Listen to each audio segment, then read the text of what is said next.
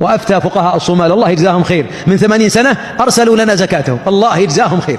حصل للأسف مجاعة في المدينة وقل فيها الطعام. من أنقذ المدينة؟ رجال الصومال.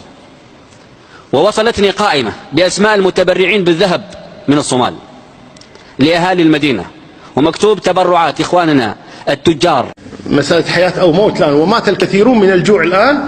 قبل 120 سنة صدرت فتوى من علماء الصومال بدفع الزكاة لأهل نجد.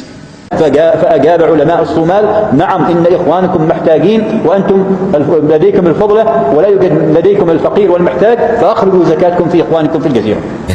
الذي يرجع للتاريخ يقرأ ويعرف أن الصومال كانت تساعد دول الخليج، كانت تتصدق على دول الخليج. سؤال لأهل الكويت: انظر للصومال، أن تدري الصومال من هي الصومال؟